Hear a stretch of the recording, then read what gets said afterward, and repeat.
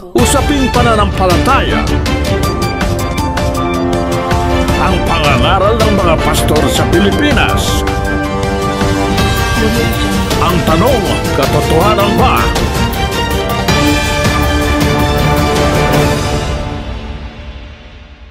Hello guys!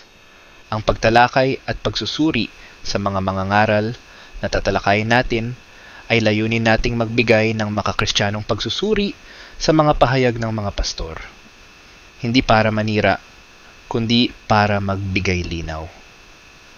Ating patutugtugin ng buo ang video upang maiwasan ang maling konteksto. At ginagamit natin ito sa ilalim ng prinsipyo ng fair use para sa komentaryo at edukasyon. Maraming salamat. Ang mapapanood natin ngayon ay ang Grand Pulong sa Batangas. Panoorin na natin. Tungkol po dun sa pagpapakilala ng Diyos kay Kristo sa lupa. Tapos pag-akyat niya sa langit na pinakilala naman niya na siya ay Diyos. Opo. Ako po ninyo, kapatid na LA. Nakukuha ko pero hindi ko naiintindihan.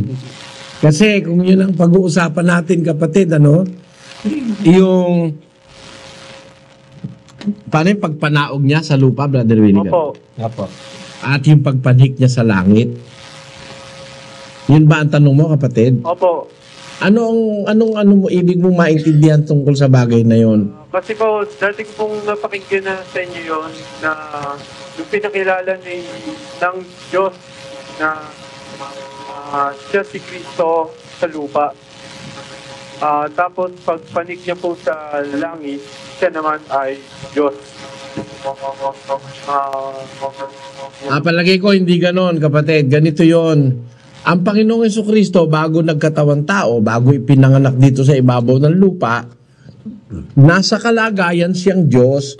Sinasabi yan sa Pilipos 2:5 hanggang 8. Pakinggan mo, basahin muna natin, Mangagkaroon kayo sa inyo ng pag-iisip na ito'y na kay Kristo Jesus din naman, na siya, bagamat nasaan yung Diyos, ay hindi niya inaring isang bagay na nararapat panangnan ang pagkapantay niya sa Diyos, kundi bagkus hinubad niya ito at nag-anyong alipin na nakitulad sa mga tao. Ayun, ang sabi ng kasulatan, nung umpisa siya ay nasa anyong Diyos o nasa kalagayang Diyos. Kasi ang tinutukoy ng anyong Diyos, yung kalagayang Diyos kapatid na Willie, Opo. Tapos, ang sabi, hindi niya pinanangnan ang bagay na ang pagkapantay niya sa Diyos, kundi hinubad niya yung pagkapantay niya sa Diyos, nag-anyo siyang alipin, at nakitulad siya sa mga tao. Ngayon, ang time element na mahalagang maintindihan dito sa talata, nung hindi pa siya nag-aanyong tao, meron siyang dating kalagayan. At yun ang sinasabi ni San Juan dun sa uno-uno ng Juan, na ang sabi ron, ng pasimula ay ang berbo, at ang berbo ay sumasa Diyos, at ang berbo ay Diyos. Ito rin ang pasimula ay sumasa Diyos. Ang lahat ng mga bagay ay ginawa sa pamamagitan niya, at alinman sa lahat ng ginawa ay hindi ginawa kung wala siya.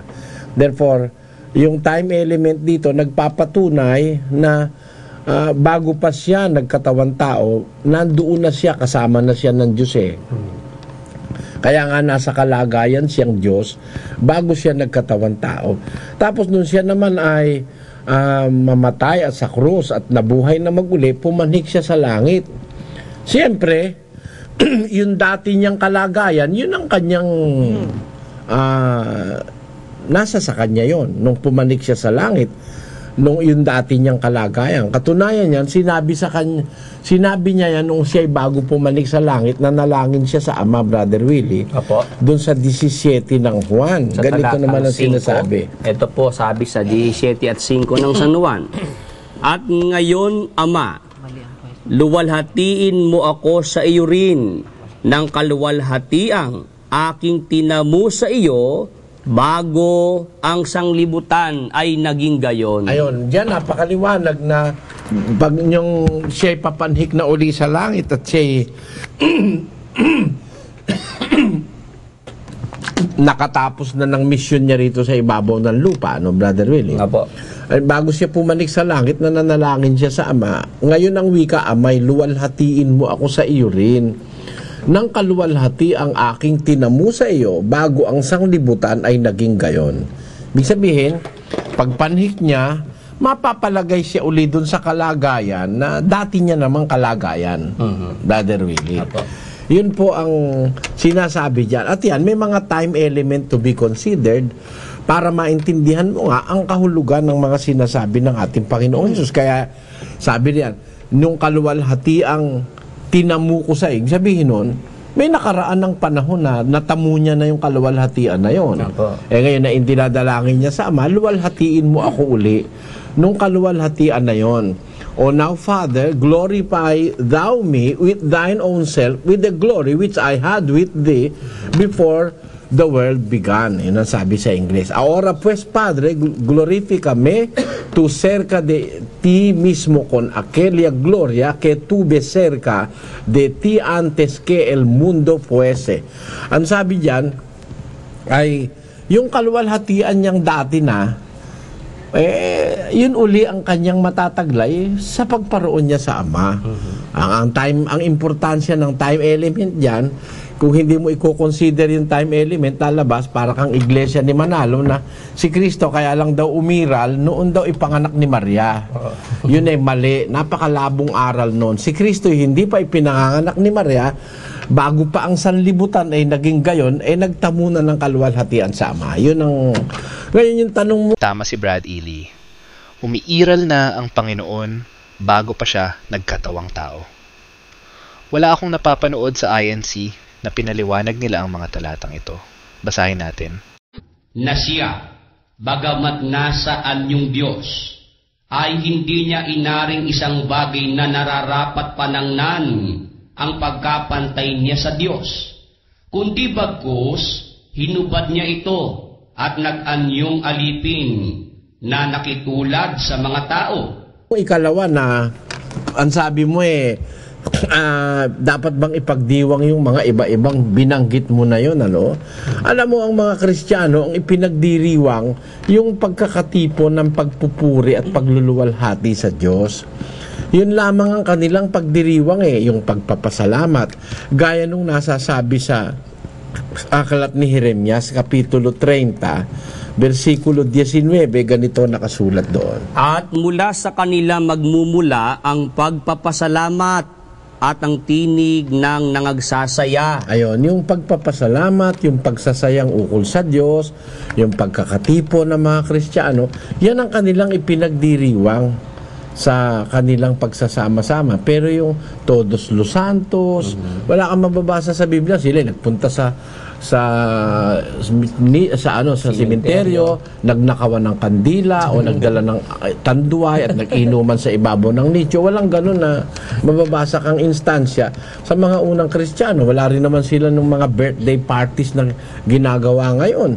Wala rin sila ng mga kung ano-anong mga ginagawa. Kasi yan po mga pagdiriwang na yan, kung maitatanong nyo lang sana, at yan ay inyong matutugay-gayan kung saan nagsipanggaling. Yan po yung mga kaugaliang Romano, kapatid.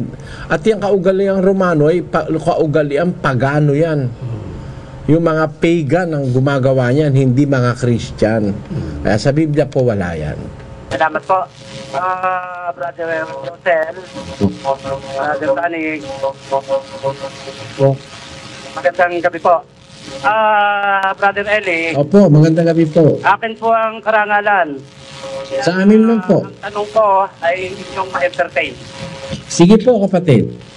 Ang tanong ko po ay sa Biblia, sa Ebanghelyo po ni San Juan. Ang kabalata po ay 8, sa latang 1 hanggang 11. Na dinala po sa harapan ng ating Panginoong Jesus ang isang babae na nahuli sa pakikiapid upang siya po ay siluin ng mga Parisiyo. At sa pagkakataon pong yon, sumusulat ng daliri ang ating Panginoong Jesus sa lupa. 2 beses pong sumulat. Ano po yung isinulat na yon sa lupa? Alam niyo kapatid, ikinalulungkot ko po. Ang sagot ko sa tanong nyo, yun po'y wala. Kasi hindi po bahagi ng kasulatan niyang Kapitulo 8, versikulo 1 hanggang 11 ng Juan. Yan po ay idinagdag ng mga nagsasali ng Biblia. Pero wala po yan sa mga manuskritong matatanda ng kasulatan. Nag-uumpisa po sa Kapitulo 7, versikulo 53 at Kapitulo 8, versikulo 11, hindi po kasama yan sa Biblia. Kaya po hindi kami naniniwala na yan bahagi ng kinasihang kasulatan. May mga matatanda po kasing kasulatan, yung Hebreo, yung Griego, yung Aramaiko, na kung babalikan natin, hindi po kasali ito.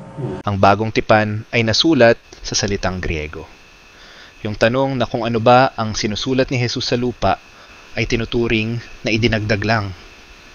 Kasi sa mas matatandang mga salin sa Griego ay wala ang ganitong senaryo, kundi doon lamang sa mga huling salinin sa Griego.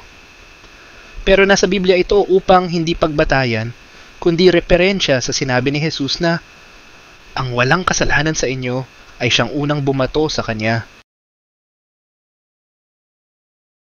Ibig lang sabihin, ito pong kasaysayang ito isiningit ng mga nagsali ng Biblia. Gaya rin naman po nung Marcos 16:9 hanggang 20, yun po hindi kasali sa Biblia yon. Isiningit po yan ng mga nagsali ng Biblia. At hindi naman po katakataka yun dahil meron pauna nga ang Panginoon Diyos na mga taong nagdadagdag at nagbabawa sa kanyang salita at nag-iibig na pasamain ng ebanghelyo ng ating Panginoong Hesus.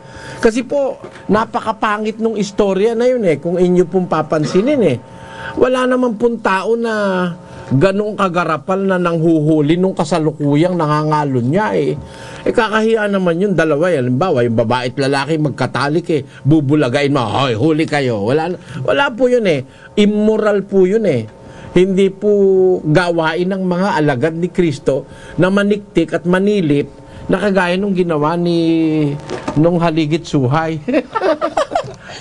Na nasa banyo sinisilipan yung kapwa-tao. Nasubukan daw po sa banyo. Nasubukan daw sa banyo. Masama po yun. Hindi po gano'n ang Kristiyano na pati yung nasa banyo sinisilip pa. Kaya nga pumunta sa banyo, itinatago niya na siguro yun. Di ba? Kaya po yan, wala naman po kasing mangangalo niya. Tandaan nyo, human instinct na yon.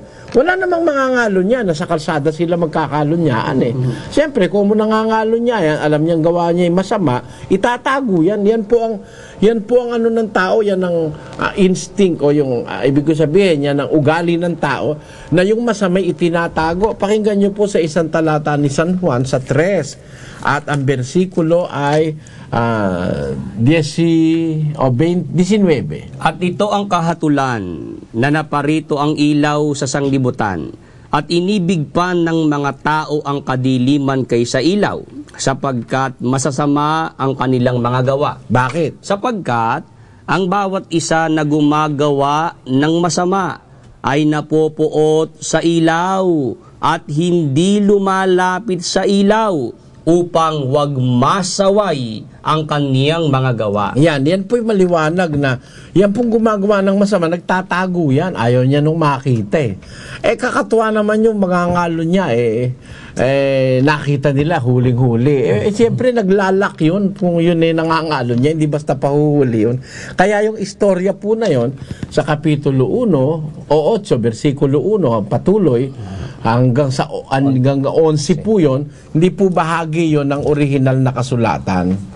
Yan po ang sagot namin sa inyo. Kaya iniiwasan ko pong sagutin yon na maghahaka ako kung ano ba isinulat. Sabagay, madali naman po sabihin, may isinusulat sa lupa si Kristo Pero para hakain po natin kung ano isinulat niya, hindi naman po talaga kasama sa kasulatan yung mga talata na yun. Pati yung pangyayari na yun, hindi po kasali yun. Kaya ikinalulungkot ko po, wala akong sagot dyan, kapatid. Sa Biblia pa rin, doon po sa Apokalipse, ang kabalata po ay 10, talatang 4, na si Juan Revelador ay susulat po sana doon sa sinasabi ng 7 kulog. Ngunit hindi po ipinasulat. Opo. Ano po ba yung salita ng 7 kulog at hindi ipinasulat? Kinalulungkot ko, hindi nga po ipinasulat. Kaya hindi ko po dapat sabihin sa inyo kung ano yon. Dahil ang sabi po, matuto tayo, wag hihigit sa bagay na nasusulat. Pakinggan nyo sa unang Korinto 4:6. Ang mga bagay ngang ito, mga kapatid, ay inianyo ko sa halimbawa sa aking sarili at kay Apolos dahil sa inyo, upang sa amin ay mga tuto kayo na huwag magsihigit sa mga bagay na nangasusulat, upang ang sino man sa inyo ay huwag magpalalo ang isa laban sa iba. Ayan, kapalaluan po pagka ang gagawin natin, pati yung hindi nakasulat, pakikialaman natin. Ang sabi po ng Biblia, matuto kayo sa amin, huwag magsihigit sa mga bagay na nangasusulat. Lalabis po tayo at magpapalalo pagka tayo makikialam sa bagay na hindi na nga ipinasulat ng Diyos. Meron po kasing ganyan sa Biblia. Mga bagay na hindi na dapat pakialaman ng tao, reserbado na po yan sa araw ng pagbabalik ng Panginoon. Pakinggan nyo sa isang talata ng 2 Korinto Kapitulo 12, merong ganitong sinabi si Apostol Pablo ng isang pagkakataon ay nakarinig siya ng mga salita. Pakinggan nyo. Ito po ang sabi sa 12 at 4 po ng 2 Korinto, na kung paanong siya'y inagaw sa paraiso at nakarinig ng mga salitang di masayod na hindi nararapat salitain ng tao. Ayun, nakarinig po si Pablo ng salitang hindi nararapat salitain ng tao dahil hindi masayod. Wag na po nating itanong kay Pablo, ano ba yun? Hindi niya, ayaw niya nga pasalita sa tao yun Ayun. Kaya yun po'y mananatili ng lihim hanggang sa pagbabalik na ng ating Panginoon. Ganun po yun. Kapatid Eli, kung alin daw reliyon ang dapat napasukan ng mga tao upang maligtas. Hindi namin kasi nakukuha rito wala tayong dapat na pasukang relihiyon kundi yung iniutos ng ating Panginoon na dapat nating sampalatayanan na tanggapin. Yung nakasulat po, ang sabi sa Biblia, ganito. Pakinggan nyo sa unang Timoteo 3:15. Ito po ang sinasabi sa talata. Ngunit kung ako'y magluwat ng mahabang panahon, ay upang maalaman mo kung paano ang dapat sa mga tao na ugaliin nila sa bahay ng Diyos, na siyang iglesia ng Diyos na buhay at haligi at saligan ng katotohanan. Ayan, maliwanag dyan kapatid na Willie, no? Apo. Na ang tao dapat masakop ng bahay ng Diyos at doon na dapat niyang matutunan kung ano ang dapat niyang ugaliin sa bahay ng Diyos. Na siyang iglesia ng Diyos na buhay at haligi at saligan ng katotohanan. Kaya doon sa Biblia, ang dapat pong matutuhan ng tao yung makipamahay siya doon sa bahay ng Diyos, na siyang iglesia ng Diyos. Apo. Yun po ang sinasabi sa Biblia, kapatid. Hello, magandang gabi po, Brother Eli. Magandang gabi po. Tatanong ko lang po kung may mababasa po tayo sa Bible kung ano yung tunay na dahilan o yung purpose ng pagkakalagay ng ng Diyos doon sa puno ng pagkakilala ng tama at mali doon sa halamanan ng Eden. At kung may mababasa rin po tayo sa Biblia na yung magiging kalagayan sana ng mundo o ng daigdig at ng tao kung hindi nagkasala si Eva at si Adan po. Ito po. Una, kung hindi sila nagkasala, ang magiging kalagayan ng mundo, mabubuhay tayo sa kaligayahan, di ba? Walang sakit, walang karamdaman, walang holdapan, walang drug addicts, walang corrupt na government officials, walang sa kasamaan. Kasi dun sa unang state of being, ng pagkakalalang ng Diyos ng lahat ng bagay, ipinakita niya sa Biblia kung gaano ang kanyang assessment ng matapos niyang lalangin lahat, pati tao. Ang sabi sa 1:31 ng Henesis ganito. At nakita ng Diyos ang lahat ng kaniyang nilikha, At narito, napakabuti at nagkahapon at nagkaumaga ang ika-6 na araw. And God saw everything that He had made, and behold, it was very good. And the evening and the morning were the 6th day. Maliwanag yan, kapatid, all things were very good. Iyan ang kapundisyon sa umpisa nung walang kasalanan pang ginagawa ang tao. Pagka very good, ang ibig sabihin, nothing is wrong, nothing is out of place, nothing is dominating each other, kundi nabubuhay silang lahat as God willed them to live. Yan, maganda ang lahat ng bagay. Pero nang pumasok ang kasalanan, pumasok ang sakit, karamdaman, ang sumpa, at ang iba't ibang kamalasan sa buhay ng tao. Yung tanong mo, ano ba magiging kalagayan kung hindi nagkasala? Ayun, maganda, very good, sabi ng Biblia. Yun ang sinasabi sa Biblia. Ayoko namang maghinuha pa ng labis pa rin sa sinasabi ng Biblia. Ang sabi ng Biblia, very good. Kaya very good. Hanggang ngayon, dapat very good. Kung talagang hindi lumabag ang tao. Ngayon, ang tanong mong isa yung ano ba ang talagang definite na dahilan kung bakit inilagay ng Diyos yung halamang pagkakilala ng mabuti at masama dun sa halamanan. Unang-una, ganito kapatid, hindi lahat ng bagay na katwiran ay nababasa ng letra por letra sa Biblia. Pero hindi naman po tayo pinagbabawalan ng Diyos na mag-isip ukol sa kanyang katwiran, ukol sa kanyang kautusan, sa kanyang mga batas. Hindi naman masamang mag-isip. Actually, utos pa nga ng Diyos, isipin mo yung kanyang mga sinasabi. Nasa Timoteo yan, Kapitulo 2 at versikulo 7, kapatid na Willie. Sa 2 Timoteo, ito po sinasabi, isipin mo ang sinasabi ko, sapagkat bibigyan ka ng Panginoon ng pagkaunawa sa lahat ng mga bagay. Ayan, merong sinasabi na ukol sa Panginoon Diyos na iisipin. Hindi lahat didinggin lang Merong salita ng Diyos, diringgin mo. Pero merong salita, iisipin mo kasi hindi diretsa. No? Gagamit ka ng analysis at ang sabi ng Biblia, bibigyan ka ng Diyos ng pagkaunawa sa lahat ng mga bagay. Kaya isang dapat isipin, bakit ayaw namang ipakain ng Diyos inilagay pa ron? Di ba? Parang ganito lang, kapatid. Yung buto ng manok, kahit hindi sabihin ng Diyos, hindi mo naman kakainin yun Di ba? Yung buto ng manok. Pagkasarap-sarap ng manok, wala pa akong taong nakitang kinain pati buto at mahihiri ng karon. Pero bakit nandun yung manok? Yung buto ng manok, di naman pwedeng kainin. Kasi kung wala naman buto yung manok, hindi naman lalaki yung manok at hindi makakakalkal yun ang kanyang pagkain, di ba? Hindi siya makakatuka. Kung siya puro laman, at laman lang naman ang kailangan mong kainin, at hindi nilagyan ng balahibo, sisipunin yung manok, hindi mabubuhay yun, di ba? Kaya inilagay yung balahibo at buto na hindi mo naman kakainin, kailangan yon at alam na natin kung ba't inilagay yon. Kailangan yon sa paglaki ng manok. Parang yung langka, hindi mo naman makakain yung balat ng langka. Ba't naman inilagay ng Diyos yung balat ng langka? Kasi kung wala naman yung balat, di naman makakarating sa iyo yung laman. Pagkasarap naman ng laman ng langka, di naman makakarating sa iyo. Paglabas ba nun sa puno, puro mga lamukot na lang. Uunahan ka na ng ibon at mamimikrobyo na yun doon. Yung kanyang balat, ang proteksyon niya para makarating sa iyo yung laman. Ngayon, ano po ibig kong sabihin?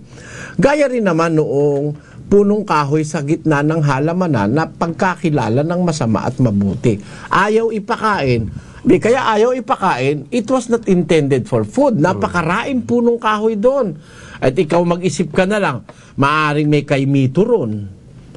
May guyabano ron. Punong kahoy kasi yung mga yan May santul doon.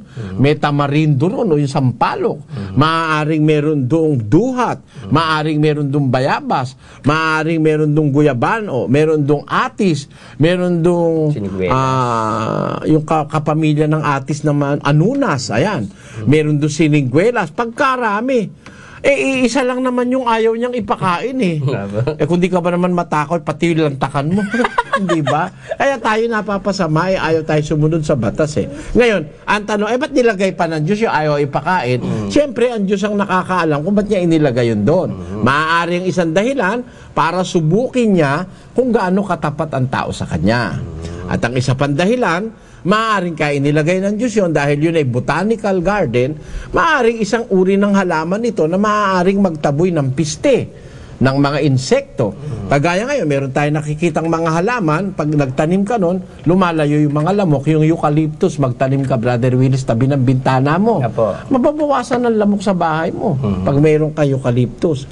Ibig sabihin, merong halaman deterrent sa mga piste, sa mga tawag dito, yung mga insekto, deterrent sila sa mga gamu-gamu, deterrent sila sa kung ano-anong mga kulisap. Ngayon, kaya kailangan silang gawin, yun ang kanilang purpose ng pagkapunong kahoy. May pagkapunong kahoy naman, Brother Willie, na ang purpose naman, shade trees. Na ang ibig ko sabihin, hindi naman ang mahalaga sa kanya yung bunga niya. Dahil minsan nga walang bunga eh. Pero ang kanya namang mga dahon malalabay, napapagsilungan ng ibon, nasisilungan ng tao. Meron namang kahoy na hindi naman masyadong malalabay ang mga sanga, pero yung kanya namang trunk, yung kanyang pinakapuno, makagamit mo namang mahusay na lumber, no? Kaya may kanya-kanya pong pagkakalalang ang lahat ng punong kahoy. Merong intensyon ng Diyos. Ngayon, dun sa punong kahoy na inilagay sa gitna ng halamanan, maaari pong maraming posibilidad na po pwedeng dahilan ng Diyos. Ang akin pong sinasampalatayanan, may dahilan, tiyak na tiyak ang Diyos dahil hindi po siya gumagawa ng anumang bagay na walang importansya o dahilan. Yun po ang dapat natin pansinin doon, kapatid. Good evening po, Brother. Magandang gabi po. What do you mean po by discernment? And how do we develop it? Is that discernment, ma'am? Po? Is that discernment, the word you use? Yes. And how do we develop it? We do not develop discernment, but we have to have the Spirit of God to discern things. It is very much necessary for a person to have the Spirit of God to discern or to differentiate one thing from another. Sinasabi po yan ni St. Paul dun sa 1 Corinthians chapter 2. Ganito po ang ating mababasa sa verse 10. Ngunit ang mga ito ay ipinahayag sa atin ng Diyos sa pamamagitan ng Espiritu, sapagkat nasisiyasat ng Espiritu ang lahat ng mga bagay, ang malalalim na mga bagay ng Diyos, sapagkat sino sa mga tao ang nakakakilala ng mga bagay ng tao, kundi ang espiritu ng tao na nasa kanya. Gayon din naman, ang mga bagay ng Diyos ay hindi nakikilala ng sino man, maliban na ng espiritu ng Diyos. Sabi po sa Biblia, kapatid, kailangan ng tao ang espiritu ng Diyos upang makilala niya ang mga bagay. Kasi sino ang wika sa mga tao ang nakakakilala ng bagay ng tao, kundi ang espiritu ng tao na nasa kanya. Gayon din naman ang mga bagay ng Diyos ay hindi nakikilala ng sino man maliban na ng espiritu ng Diyos. Kaya po, yung espiritu na yun ang kailangan natin to discern, to know things of godly things or earthly things. Yun pong espiritu ang kailangan natin. At yan po'y sinasabi pa rin sa isang talata ng Ebreo sa 5 at 14. Basahin po natin dito. Ang nakasulat, ngunit ang pagkaing matigas ay sa mga may gulang, sa makatwid ay doon, sa mga sa pamamagitan ng pamimihasa ay nangasanay ang kanilang mga pakiramdam upang makilala ang mabuti at ang masama. Babasahin ko po sa English, the very same verse. But strong meat belongeth to them that are of full age, even those who by reason of use have their senses exercised to discern both good and evil. Therefore, to discern good and evil, we have to have experience or to exercise our senses for us to discern good and evil. And to discern is not a man's work. Discerning between good and evil needs the help. A person needs the help of God's Spirit. It is the Spirit of God that teaches us to discern all things. Yan po ang sinasabi sa Biblia, kapatid. We do not develop it, but we are gifted by God the Spirit to discern because of His Spirit that is present in us. Without the Spirit, you will be misled by other spirits. Of course, I mean the Spirit of God. Without God's Spirit, there are other spirits that may take that position in entering into the heart of a man and misleading or will mislead man about what is good and what is evil. But if you have the Spirit of God in you, that Spirit will help us, will teach our hearts to discern between good and evil. That is what is written in the Bible. Can I ask another question, brother? Sige po. How about spiritual growth? Do we develop or what? Yes, we of course develop. Spiritual growth is attained by a person through the process of development in the Bible. First of all, we will attain spiritual growth if we are going to work side by side with other Christians in the body of Christ. It is recorded in Ephesians chapter 4, verses 13 and 16. And please, on our screen, 4:13. Till we all come in the unity of the faith and of the knowledge of the Son of God, unto a perfect man, unto the measure of the stature of the fullness of Christ. In 16. From whom the whole body fitly joined together and compacted by that which every joint supplieth, according to the effectual working in the measure of every part, make it increase of the body unto the edifying of itself in love.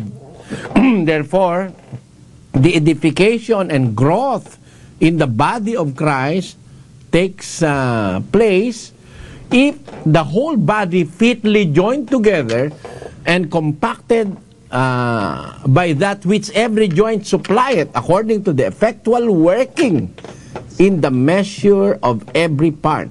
Every part of the body, as our literal or material body, is given its part to do.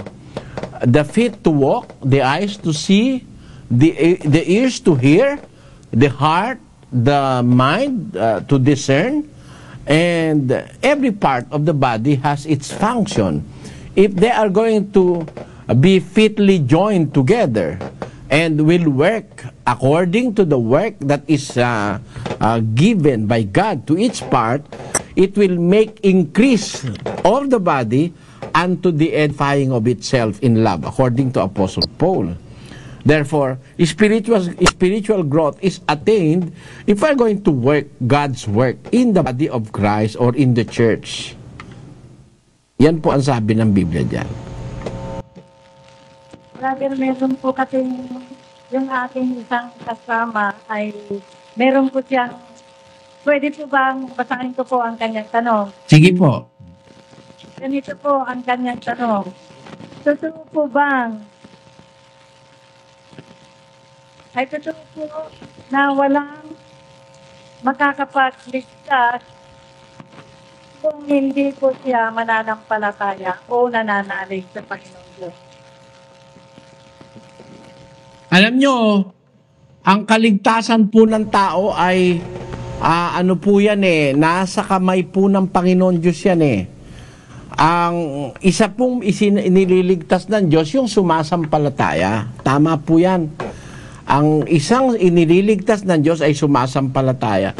Pero alam po ba ninyo na pati hindi sumasampalataya pwedeng iligtas ng Diyos?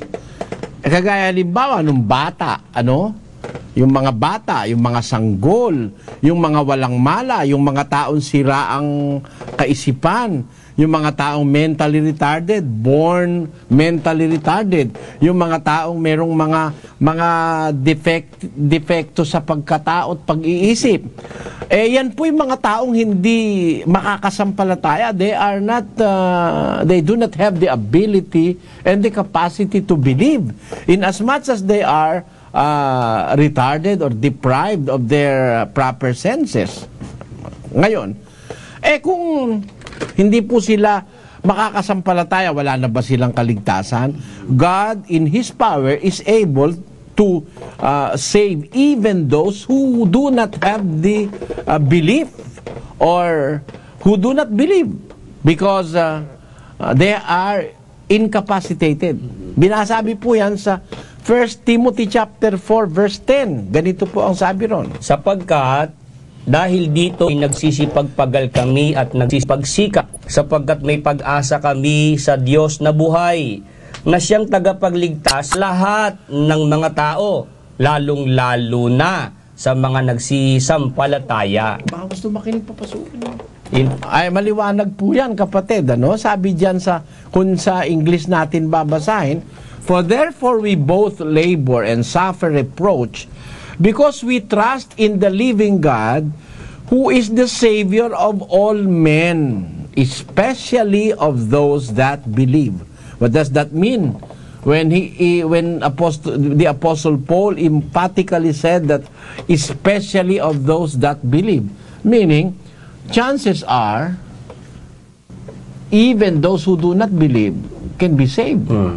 And that is within God's prerogative and power. Hindi po natin matututulan yan. Meron po kasing hindi talaga makakasampalataya, pero ililigtas din po sila ng Panginoon, kapatid. Evening po, Brother Ed. Magandang gabi po sa mga taga-Tanawan. Opo, ang tanong ko lang po, sa everyday na 3 o'clock habit ng mga Katoliko. Ang tatanong ko lang po kung nasa ba sa Biblia yung pagkamatay ni Cristo with exact time. Kasi 3 o'clock sila usually nag-pray. Alam mo, kapatid, si Kristo'y namatay ng ikasyam ng araw. Sabi sa Biblia, more or less ikasyam, papatakyo ng 3:00. Pero walang utos ang Diyos na tuwing 3:00 ka magdadasal. Ang pagdadasal sa Diyos ay pwedeng umaga, tanghali at saka gabi. Gaya ni David, nagdadasal siya, umaga, tanghali, gabi, nagdadasal siya. Yung mga Kristiyano ng una, umaga at gabi nagdadasal. Hindi tuwing 3:00. Pakinggan mo, Sabi po sa aklat ng Awit 55:17, sa hapon at sa umaga at sa katanghaliang tapat, ako'y dadaing at hihibi at kanyang didinggin ang aking tinig. Ayon, sabi diyan, sa evening and morning and noon I will pray and cry aloud, and He shall hear my voice. Tingnan mo, di kahit na gabi, kahit umaga, kahit tanghalin tapat, pwede namang manalangin sa Diyos. Hindi, ang malas lang, wala diyang 3:00. Kasi evening, morning, and noon. Ang noon, 12:00 tanghali, hindi 3:00, di ba? Kaya, alam mo, mahirap. Yung paniniwalang Katoliko, palpak madalas yan kaysa sa tama,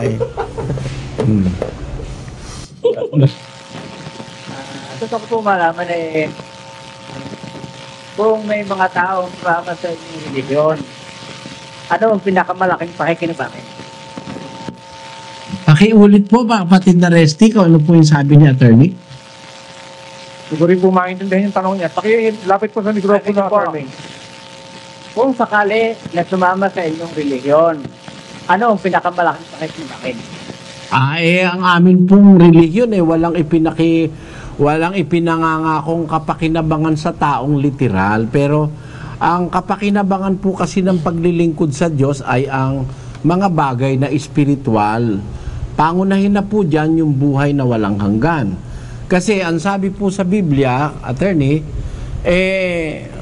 unang-una sa lahat ng mga bagay, ang sabi ng Panginoon ay hanapin ninyo ang kanyang kaharian at ang kanyang katwiran, at ang lahat ng mga bagay na ito ay pawang idaragdag niya sa inyo. Saan pong context ng galing ito? Ang sabi niya, kung tabasahin po natin sa bandang itaas, yun ikang mga pagano, yung mga Gentiles, yung mga Hintil, naghahanap na sila nag-worry sa kanilang kakainin, sa kanilang iinumin, at saka sa kanilang daramitin.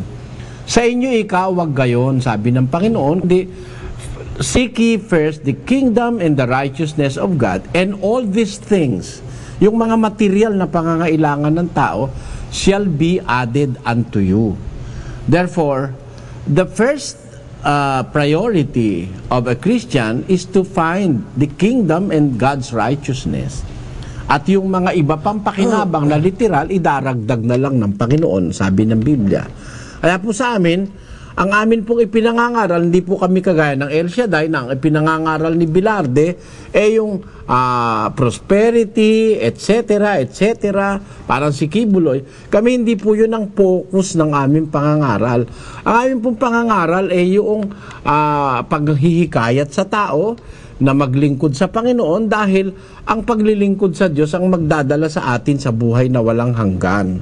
Yun po ang pangunahing aming ipinanghihikayat sa tao. Isang bagay na hindi nakikita, it is not tangible, hindi po yan nahihipo, gaya nung sinasabi sa 2 Korinto 4:18. Ang sabi po ay ganito: samantalang kami ay nagsisitingin, hindi sa mga bagay na nangakikita, kundi sa mga bagay na hindi nangakikita, sapagkat ang mga bagay na nangakikita ay may katapusan, tatapwat ang mga bagay na hindi nangakikita ay walang hanggan. We look not at the things which are seen, but at the things which are not seen. For the things which are seen are temporal, but the things which are not seen are eternal. Kaya po, ang pangunahing punto ng pangangaral ng mga apostol, ang ipakilala sa tao yung mga bagay na intangible, hindi nakikita, pero yun ang mas mahalaga sa paningin ng Panginoon, kapatid. Ang pagkaalam ko ay ang dinadahilan ni Brother Mike, kaya pinasahag ng payong, ay meron ko sinasabi sa Biblia na kumatok ka, tutuksan, humingi ka at bibigyan. Ano po masasabi ninyo tungkol doon? Tama po naman kasi yung nasa Biblia, attorney, na humingi ka at ikay bibigyan, humanap ka at ikay makakasumpong. Ang Diyos po hindi nagbibigay na ang isang plato ng Chicken Joy dadire-diretsong mula sa langit at sasahurin mo ng payong. Ang sabi po sa Biblia, humingi ka't ikay bibigyan, humanap ka't ikaw ay makakasumpong. Tumukto ka at kayo'y bubuksan. Sapagkat ang bawat humihingi ay tatanggap. Ang humahanap ay makakasumpong at ang tumutuktok ay binubuksan. Yun po ang sabi ng ating Panginoon. Kaya hindi po katwiran yung isasahod mo yung payong, dahil ang Diyos po hindi direktong bibigyan ka ng sangkabang palay galing sa langit. Yung paghingi po, lalakipan mo po ng gawa. Sabi, humingi ka, pero humanap ka. Halimbawa, humingi ka sa Diyos ng pagkain, hahanapin mo. Hindi pag hiningi mo luto na yung patatim, dire-diretso sa payong sa luneta. Wala pong gano'n, galing sa langit. Wala pong gano'n, kapatid. Pag humingi ka, halimbawa, sabi mo, Panginoon, bigyan mo po kami ng kakanin namin sa araw-araw. Sabi ng Diyos, humanap ka. At doon sa paghanap mo, magkikita kayong dalawa. Bibigyan ka niya nung hinahanap mo. Ganun po yun, kapatid. po, katanungan ko po ay tungkol sa final po ng Facebook. Opo. Di ba po, sabi ba tayong palit sa text, alagay at mahal ng Panginoon. Paano po yung mga relihiyon sa ibang mundo, sa ibang daigdig, o dito sa atin sa Pilipinas na almost more or less 2,000, paano sila maliligtas kung hindi nila kilala ang ating Panginoon? Alam mo kapatid, ang Diyos kasi nakakaalam ng bagay-bagay sa mundo. Nakikita niya ang silong ng buong langit, sabi ng Biblia. Babasahin ko muna sa isang talata ng Job. Ganito ang ating mababasa. Ito po ang sinasabi dito po sa aklat po ng Job. Ito po ay nasa kapitulo 28 at 24. Sapagkat tumitingin siya hanggang sa mga wakas ng lupa at nakikita ang silong ng buong langit. Ayan, yung mga wakas ng lupa, dyan tinutukoy yan, direksyon, hindi panahon. Talaga itong mga iglesia ni Manaloy, misguided no? Sa kanilang pagkaunawa, Brother Willie. Ang sabi ng aklat ng Job, tumitingin ang Diyos hanggang sa mga wakas ng lupa at nakikita niya ang silong ng buong langit. Tamo? Therefore, walang nalilingid sa Panginoon Diyos sa mga bagay na naririto sa lupa, Brother Willie. Dito, pinatutunayan ni Brad Ellie na lahat ng mga bagay na nasa lupa ay nalalaman ng Diyos at walang maitatago sa Kanya. At alam din ng Panginoon Diyos kung meron taong naghahanap sa Kanya o kaya ayaw naman siyang hanapin o meron tao bang gusto siyang masumpungan o gustong maglingkod. Alam ng Diyos yun Pakinggan mo sa isang talata ng awit. Yan po'y nasa 53 at 2 ng awit. Tinunghan ng Diyos ang mga anak ng mga tao mula sa langit upang tingnan kung may sino mang nakakaunawa na humahanap sa Diyos. Ayon, hinahanap ng Diyos yung kung may humahanap sa Kanya, no? At saka kung sino yung humahanap, masusumpungan niya ang Diyos. Yon. Kaya hindi mo dapat problemahin kung halimbawa 50,000 yung relihiyon sa Pilipinas. Hindi natin problema yon. Ang Diyos ang may problema ron. Hinahanap niya sa mga taong yan kung sino talaga yung tapat na naghahanap sa Kanya at yun ang tuturuan niya ng katwiran. Yun ang aking pananalig sa Biblia, kapatid. Yung sa Diyos, wag natin pakialaman yung kanyang problema. Ang problema natin, maghanap ka rin para magkita kayo ng Diyos dahil hinahanap ng Diyos yung humahanap sa Kanya, kapatid. Kung matanungan, ay ito tungkol sa, sa halimbawa po, iba sabi po, humingi ka ng kapatawaran sa Panginoon kay pagbibigyan. Ang katanungan ko po ay ganito, kung ang Panginoon po ba'y nagsasawa rin magpatawad kasi sa literal na pag-iisip, nakikita natin may impyerno, may langit. Bakit kung ang Panginoon ay nagpapatawad, bakit may napupunta pa ng impyerno kaluluwa? Ay nagpapatawad ang Diyos pero hindi sa lahat ng pagkakataon. Pagka ikaw ay abusado na, hindi pwedeng patawarin ka pa pag inaabuso mo na siya. Dahil ang Diyos hindi nagbibiro at ang Diyos ay hindi napapabiro. Pagka parang binibiro mo na siya at ikaw masyado ka ng lapastangan, ang sabi sa Biblia ganito, sa unang Kronika 28:9, pakinggan mo.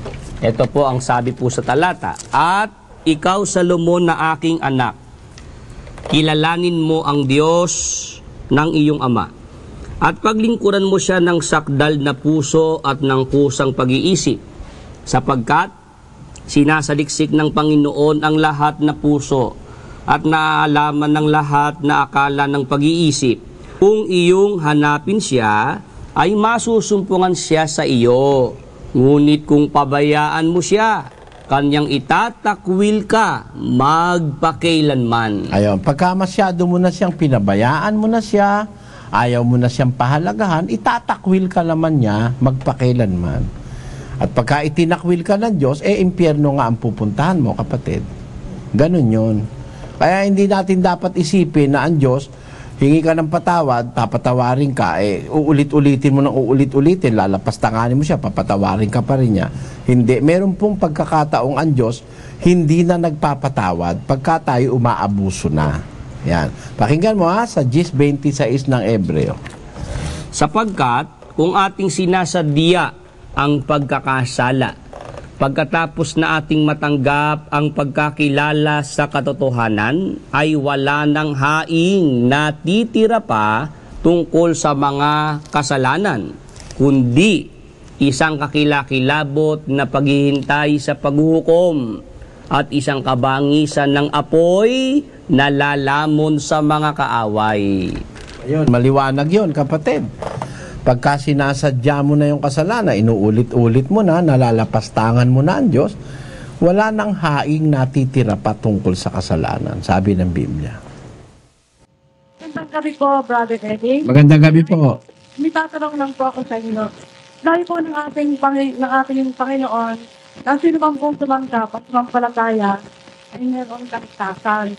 Sa katulad po namin mga babae, meron po kasing mga sekta na reliyon na humahatol na kung kami daw po yung naiksing po, hindi daw po kami maligtas. Ito po ba yun? Ang sabi nyo, sinasabi ng Panginoon, pagka sumampalataya ka, tinanggap mo siya, maliligtas ka. Ganun po ba, kapatid? Opo. O Ang tanong ng babae, kung sumampalataya ay maliligtas, papaano daw ang mga babaeng maiksi ang mga buhok? Sa totoo lang, ang haba o ikli ng buhok ay para malaman kung babae o lalaki. Ang mga lalaki ay maiksi talaga ang mga buhok at mahahaba naman sa mga babae. Sa Biblia, walang mababasa na pinagbabawalan ang babae na magpaputol ng buhok, liban na lang kung nagpanata ang babae na pagka-Nazareo. Mababasa yan sa Aklat ng Bilang Kapitulo 6. Tanggapin niyo po si Kristo, yung tunay na pagtanggap, tatanggapin nyo rin pati kanyang salita.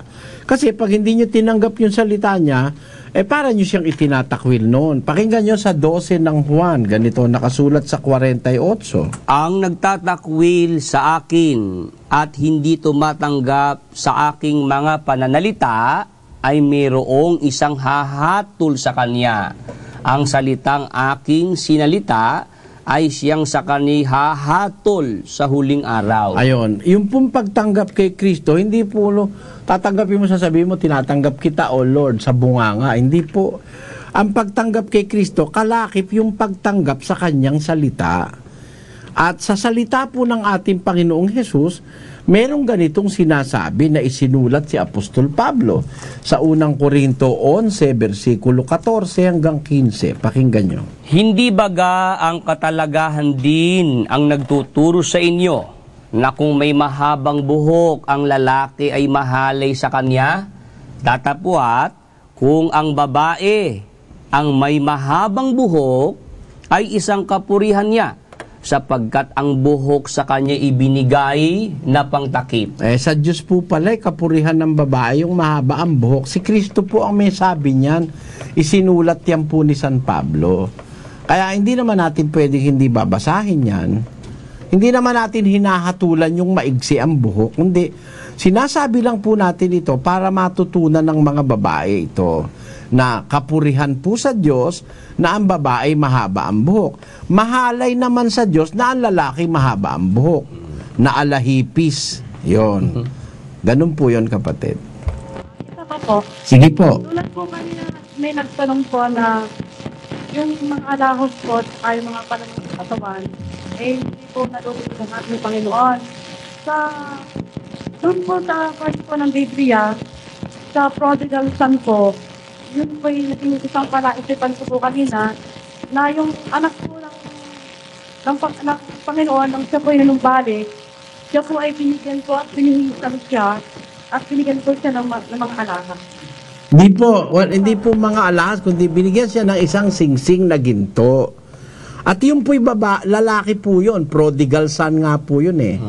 Sa lalaki po kasi walang batas tungkol dyan sa alahas.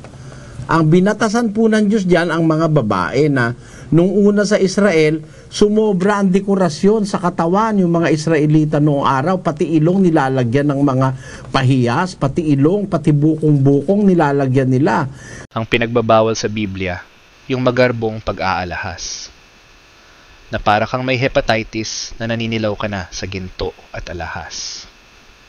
Pero kung simpleng pag-aalahas lang ay hindi naman pinagbabawal. Kaya ang babae sa panahong Kristiyano, pinaiiwas ng Diyos sa ganyang mga pag-uugali. Pero yung pong prodigal son, lalaki po yun, hindi naman po yun babae. Kaya nga prodigal son po yun eh. Ang babae po ang dinidisiplina ng Diyos dyan, sa dahilang nakakita ang Diyos ng masamang bagay sa mga babae ng Israel ng una. Babasahin ko po muna sa 3 sa Isayas, ganito po nakasulat. Talatang 16. Bukod dito'y sinabi ng Panginoon, sapagkat ang mga anak na babae ng Siyon ay mga mapagmataas at nagsisilakad na mga may kapalaluan at mga matang nakairap na nagsisilakad at nagsisikending habang nagsisiyaon at nagpapakalatis ng kanilang mga paa. Bakit sila nagpapalalo na yung paglakad nila, palalo sila? Ano ba dahil, Brother Willie? Tuloy natin. 18, sa araw na yaon ay aalisin ng Panginoon ang kagayakan ng kanilang mga hiyas ng paa at ng mga hiyas ng ulo at ang mga pahiyas na may anyong kalahating buwan, ang mga hikaw at ang mga pulsera at ang mga lambong na pangmukha, ang mga laso ng buhok at ang mga kwintas sa bukong-bukong at ang mga pamigkis at ang mga sisidlan ng pabango at ang mga amuleto, ang mga singsing at ang mga hiyas na pangilong. Tanyo, kaya pala sila nagpalalo, katakot-takot na adorno nasa katawan dagbungan na ng kapalaluan Kaya po sa panahong Kristiyano, dinisiplina ng Diyos ang isang babaeng Kristiyana that a woman must modestly dress. Ang sabi dun sa 2:9, in like manner also that women should adorn themselves with modest apparel, with shamefacedness and sobriety, not with broided hair or gold or pearls. Ayan. Kaya po sa Kristiyana, diyan po dinidisiplina yan, kapatid. Magandang hapon po, Brother Eli. Magandang gabi po. Salamat sa tagal ng panahon na naririnig ko na yung boses. Ngayon ay magkausap tayo ng personal. Salamat po. Ako po ay sanang dating born again. Na-born again pa ako sa Saudi Arabia noong May 15, 1987. Pero last year po, ako po ay na-infect bilang isang born again.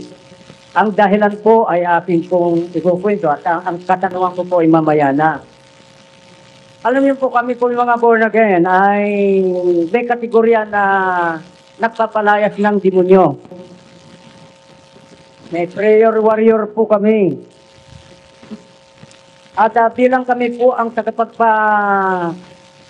tagapangaral ng Ebanghelyo, ay pinapalayas muna ng mga prayer warrior doon ng demonyo.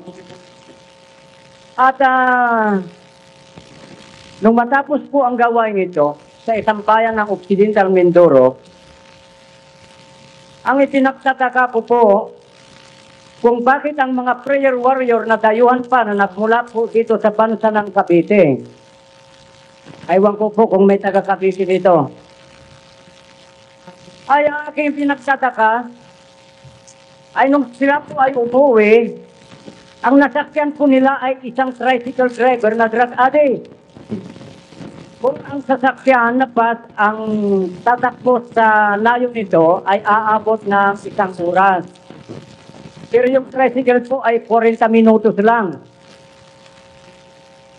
Ang ipinagtataka ko, bakit ang mga prayer warrior na ito ay dumadayo na magpalayas ng demonyo? Kaya ako'y na-impeach sa kabila nung matagpuan nila yung demonyo, hindi kayang napalayas yung demonyo. Kaya Brother Eli, ang tanong ko sa kanila nung kami po'y makita, anong klaseng espiritu ang nasa inyo? Kapwa ko yung born again, Brother Eli. Bakit nung kayo ay nakakita ng demonyo, bakit hindi nyo kayang napatigil o natakot yung demonyo samantala ko'y dumadayo sa malayong lugar para takutin at palayasin ng demonyo? Kaya ang nangyari po, Brother Eli, gumawa po sila ng isang samahan. Gumawa sila ng isang laban sa akin bilang kasamahan at ako po'y inimpit. Isang taon at 2 buwan na ngayon ang nakakaraan. Ngayon ang tanong ko, Brother Eli, ang nandun po sa Marcos 16:17, ito pa'y nagaganap pa hanggang ngayon. Yan po ang tanong, Brother Eli. Po yung tanong, pakiulit nyo nga po, kapatid. Ang tanong ko po ay ganito, yung ba na sa Marcos 16:17 ay nagaganap pa hanggang sa ngayon? Ang totoo, hindi naman po bahagi ng kasulatan yan, kapatid.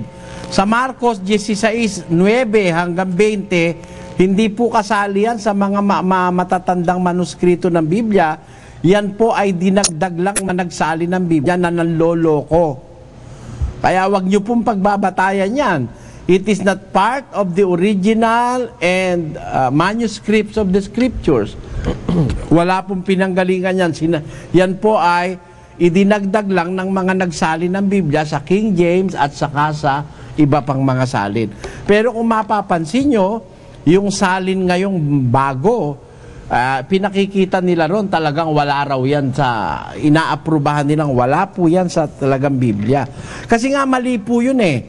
Sabi, ang sasampalataya raw, magpapalabas ng demonyo, magpapagaling ng mga may sakit, bubuhay ng patay.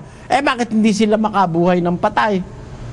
Kasi hindi nga kasi totoo yung talata na yun. Hindi naman yun kaloob yung bumuhay tayo ng patay sa ating panahon. Sa mga apostol po kaloob yun. Pero ngayon, pinatigil na po yung mga pagbuhay-buhay ng patay. Nasa 6:1 po yan hanggang 3 ng Ebreo. Nakasulat po yan. Pinatigil na yung mga gawain na yan, kapatid. Mali pong talata yan, hindi po bahagi ng Biblia yan, kapatid. So isang bagay siguro, Brother Eli, na maganda para hindi maligaw ang taong bayan o ang mga anak ng Diyos ay dapat maprotesta at mabago na ng lubusan ng Biblia. At maalis yung mga konseptong yun. Hindi po natin magagawa, lalo na kung mahirap lang tayo, wala tayong pera, di naman tayo pakikinggan ng mga mga malalakas, di ba? Kaya kami po ay sumisigaw talaga at sinasabi talaga namin yan na yan ay hindi bahagi ng Biblia. Yan po ay idinagdag lang ng mga taong pangahas na gustong dagdagan ng aral ng Panginoon Diyos. Yan po'y pagliligaw sa kapwa. Salamat po. Pangalawang tanong po, Brother Eli. Ang tanong ko po ito hindi para sa akin, kung hindi ang mga tao na sana po kayo po na taga-Paranan Isabela ay nakikinig kayo ngayon. Kayo po na taga-Aurora at Occidental Mindoro dapat nakikinig kayo ngayon. Ito po, Brother Eli, ang malaking bagay na aking naririnig habang ako po'y nangangaral ng Ebanghelyo sa kabundukan. Ito po ay ating matatagpuan sa Juan 17:11-12. Basahin po ba natin, kapatid? Amen. Ito po ang sinasabi po sa talatang ibinigay ng ating kapatid sa Juan. At wala na ako sa sanglibutan, at ang mga ito ay nasa sanglibutan. At ako'y paririyan sa iyo, amang banal, ingatan mo sila sa iyong pangalan, yaong mga ibinigay mo sa akin, upang sila'y maging isa, na gaya naman natin. Ano po ang tanong nyo dyan, kapatid? Ang tanong ko po dyan, Brother Eli, na maraming tinatanong ng mga tao, kasi ang sinabi dito sa ibang ng Biblia, na ang pangalan na ibinigay mo sa akin, ang sabi ng Panginoong Hesus, yung pangalan ng Ama na ibinigay niya sa akin, paano ko yung pagkaano doon? Mali po yun. Ang nakalagay dyan, ingatan mo sila, yung mga tao, sa iyong pangalan. Yaong mga inigay mo sa akin, yung mga taong binigay sa kanya ng Ama. Kasi ang ibinigay sa kanya ng Ama, yung pong mga tao, hindi naman yung pangalan ng Ama ang ibinigay sa kanya, kundi yung mga tao. Pakinggan nyo, sa isang talata, sa 6:44 ng Juan. Mga tao po ang tinutukoy na ibinigay. Basahin natin. Walang taong makalalapit sa akin, maliban ng ang amang nagsugo sa akin, ang sa kanya'y magdala sa akin, at siya'y aking ibabangon sa huling araw. Ayan po ang sabi, yung mga tao ang ibinibigay ng Ama sa kanya, dinadala sa kanya ng Ama. Ang katunayan, basahin pa po natin ng isang talata. Sa 1:37 po ng San Juan, ang lahat ng ibinibigay sa akin ng Ama ay magsisilapit sa akin, at ang lumalapit sa akin sa anumang paraan ay hindi ko itataboy. Ayun. Ang tinutukoy po diyang ibinibigay sa kanya ng Ama, mga tao, hindi yung pangalan. Mali po yung pagkaunawa ng iba riyan. Kasi po, Brother Iling, pinipilit nila na ang pangalan ng Ama ay Jesus din. Ay, mali po. Ang Jesus po kasi at ang Kristo ay pangalang hindi pwedeng ikapit sa Ama. Ang Kristo po, ang kahulugan nun, pinahiran ng langis. Pinahiran. Kung si Kristo pinahiran, may nagpahid sa kanya. Kung ikakapit mo yun sa Ama, lalabas may mataas pa sa Ama. Dahil ang kahulugan ng Kristo, anointed o pinahiran. Ang Panginoong Jesus na kanyang anak, pinahiran ng Ama. Pag ikinapit mo sa Ama yung salitang Kristo Jesus, lalabas ang Ama may nagpahid din, lalabas may mataas pa sa Ama na hindi po pwedeng mangyari. Kaya mali pong ikapit sa Ama yung pangalang Kristo Jesus. Gusto ko lang pong linawin base sa Biblia kung ano po talaga ang araw na dapat i-celebrate natin, yung tinatawag nating araw ng mga patay. Wala pong celebration sa Biblia ng araw ng mga patay. Wala po. Actually, ang patay po nasa kabilang buhay, wag na natin pakialaman. Biyaan na ho natin silang manahimik. Pag magse-celebrate ka, pupunta ka pa sa libingan, magdadala ka pa ng mga kandila, magnanakawan pa ng kandila ron, mag-iinuman pa ron, meron pa ron mga disco yata ngayon sa mga yun po yung panggugulo na lang natin yun eh. Pakinggan nyo sa Ecclesiastes. Sa isang talata ng Ecclesiastes, sa Kapitulo 9, ganito po ang ating mababasa. Ito Sa po, versikulo 5. 9:5 po. Sapagkat nalalaman ng mga buhay na sila'y mga mamatay, ngunit hindi nalalaman ng patay ang anumang bagay, ni meron pa man silang kagantihan, sapagkat ang alaala sa kanila ay nakalimutan. Maging ang kanilang pag-ibig, gaya ng kanilang pagtatanim at ng kanilang pananaghili ay nawala ngayon. Nawala man silang anumang bahagi pa na magpakailanman sa anumang bagay na nagawa sa ilalim ng araw. Ayan, wala na po silang bahagi in the world of the living. Separated na po ang mga patay. Wala na po silang bahagi sa anumang bagay na gagawin natin sa ilalim ng araw. So, therefore, celebrating for them is useless. It is in vain. Wala na pong kabuluhan, wala nang kahulugan, kapatid. Ako may mayroong tanong. Nung high school po tayo, nag-aaral po ako rin sa Karen School. Meron pong tinatawag na venial sin and mortal sin. Ito po ba, dalawang kasalanan ito, ay masasabi natin na itong venial sin ay hindi magiging dahilan para sa akin ang pumunta sa impyerno at yung mortal sin ay magiging dahilan para ako pumunta ng impyerno? Alam nyo kapatid, sasagutin ko po kayo ng tapatan, wag po kayo magagalit. At wag sana magagalit ang Katoliko, no? Sa kanila naman, kay may venial o merong mortal, kahit mortal naman ang gawin mo, tatanggapin ka pa rin pare, papatawarin ka pa rin Kaya wala naman distinction yung venial sa mortal. Unang-una sa Katoliko, walang itinitiwalag. Ang alam ko palang natiwalag, si Rizal at saka si Galileo Galilei. Marami namang mga gumagawa ng katarantaduhan, may mga drug lords pa, hindi naman tinitiwalag ng mga pare Yung mga corrupt government officials na mga tarantado, narinig nyo na bang itiniwalag? Minimisahan pa nga sa kulungan O, di ba? Ibig sabihin, there is no distinction between a venial or a mortal sin. But biblically speaking, pag ang pag-uusap po, Biblia, talaga pong mayroong kasalanang maliliit at mayroong kasalanang malalaki. Pero alam nyo bang kahit ang maliit kahit yung kasalanan maliit, pagka ayaw mo naman tigilan, halimbawa, Akala nung iba, maliit na kasalanan yung pagsusugal. Habang panahon naman sugarol, ayaw mong tigilan. Abay, mapapahama ka rin po niyan. Lalaki ng lalaki yan. Pakinggan nyo, sa Santiago 1:14. Kundi ang bawat tao ay natutukso pagka nahihila ng sariling masamang pita at nahihikayat. Kung magkagayoy, ang kahalayan kung maipaglihi ay nanganganak ng kasalanan, at ang kasalanan pagka malaki na ay namumunga ng kamatayan. Tinan ninyo, yung palang kasalanang maliit, lumalaki rin.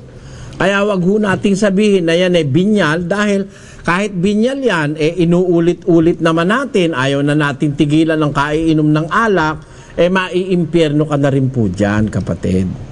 Ganon din naman yung malalaking kasalanan.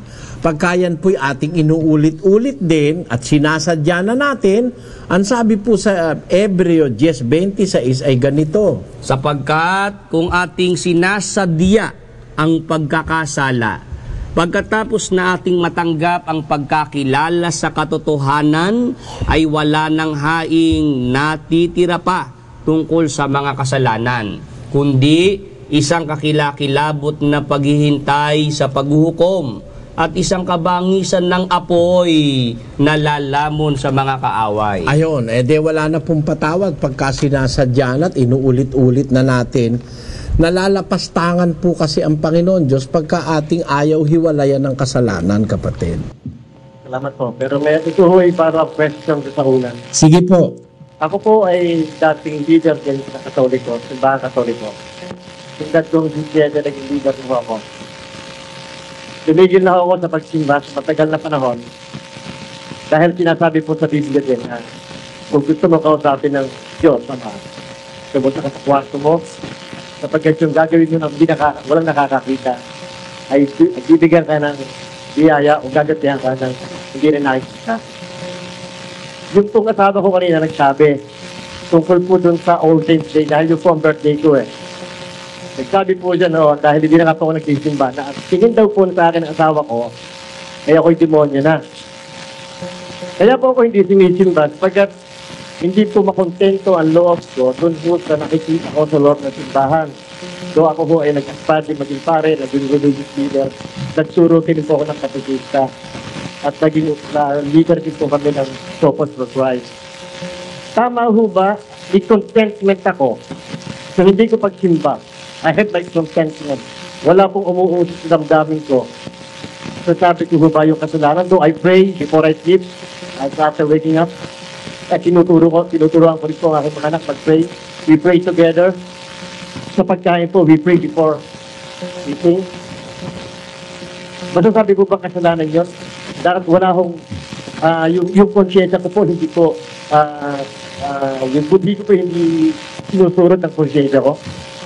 Alam nyo kapatid, yung pagka meron po tayong conviction sa ating konsyensya, yun po ay gawa ng Panginoon Diyos Never na kung may kasalanan tayo, ay ang nagbibigay sa atin ng feeling of guilt and feeling of remorse ang demonyo.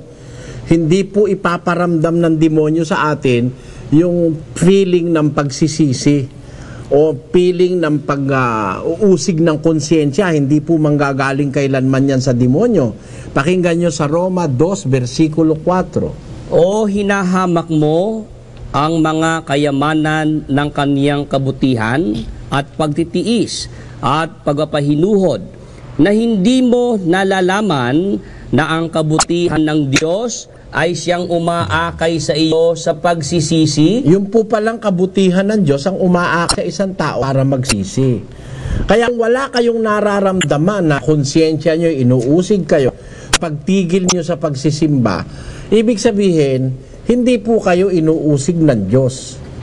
Kasi hindi naman si Satanas ang magbibigay niyang pakiramdam na yan sa atin. Ibig sabihin, humito po kayo sa kasalanan. Kasi pagpunta sa simbahan, ang sasambahin nyo, yung mga santuron, makikiisa kayo dun sa pagluhod-luhod dun.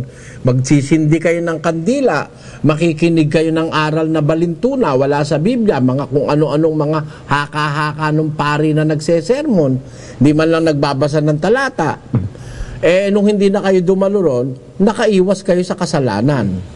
Kaya, para po sa akin, kung ako tatanungin nyo, hindi po kasalanan yan, kundi yan ay pagkatigil nyo sa kasalanan.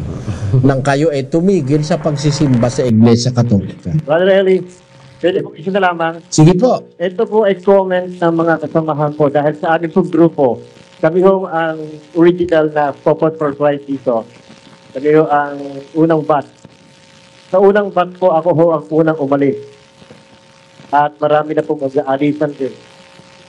Nakikinig ko sila sa inyo, pero ang problema lamang po ay nagmumura daw kayo. Kasi po ako'y broadcaster din, kasi programa rin po ako. Pag umaatake po ako ng mga mali sa gobyerno, nakakapagsalita ako ng mga tarantado. So, mga walang yan. So, ibig ko naman sabihin, talaga totoo naman na ginagawa ko nila. No? At may mga pinatawag po tayong ebidensya.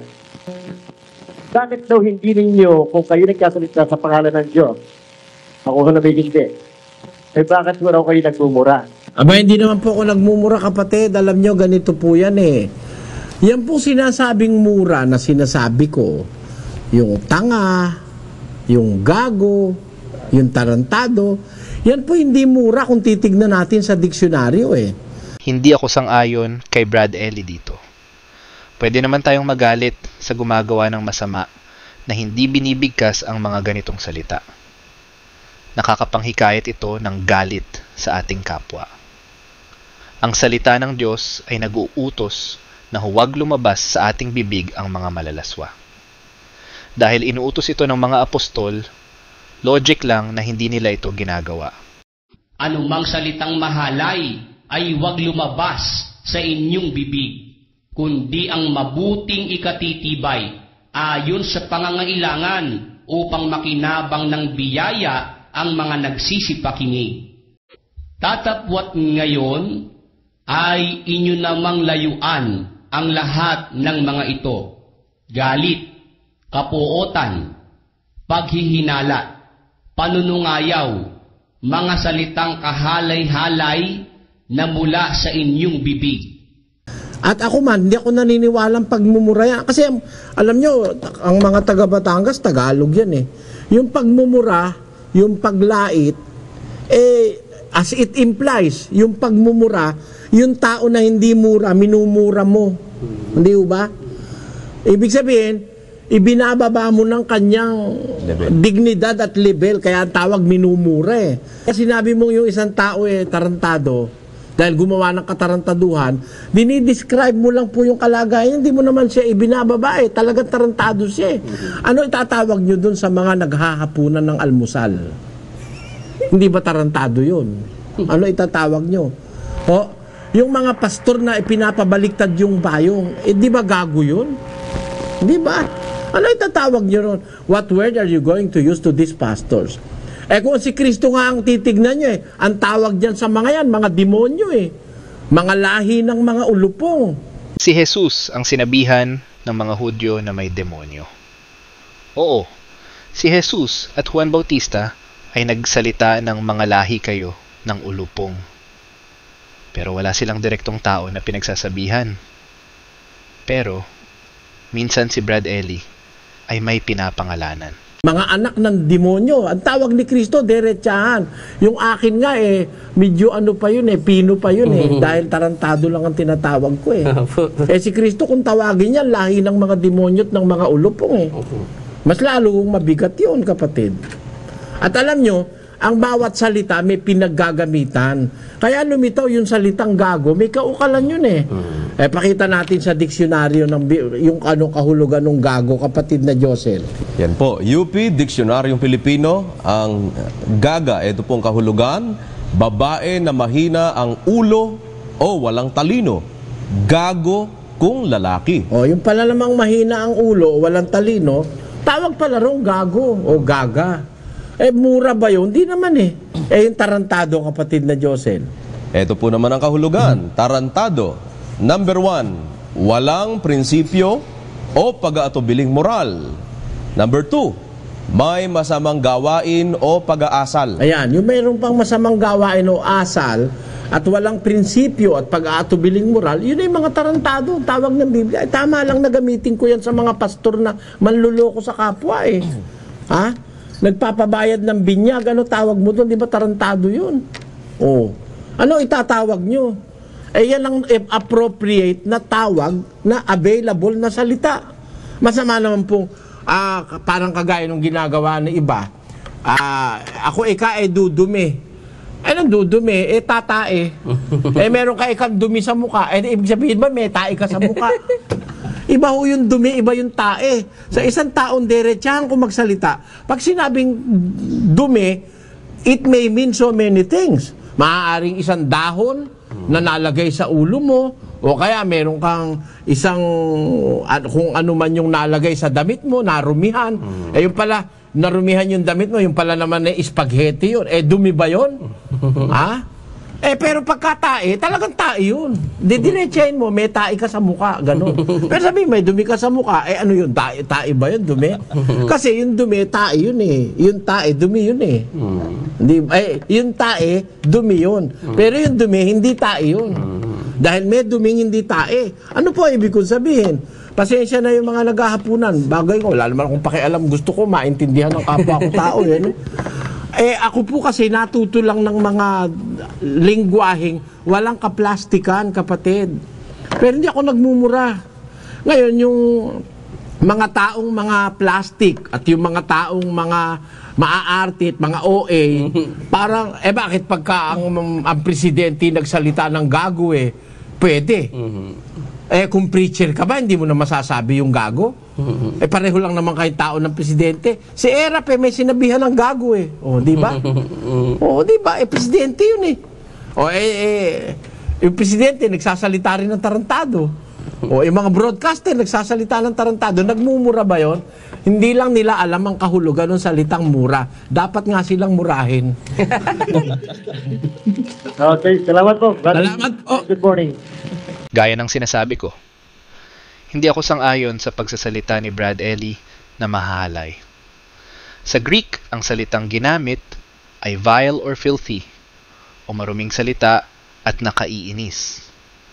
Kaya, imbes na maganda ang usapan, ay nakakahikayat ng away. Maraming salamat sa panunood. Please subscribe, like, and share. Mag-comment naman kung ano ang masasabi ninyo sa aking content.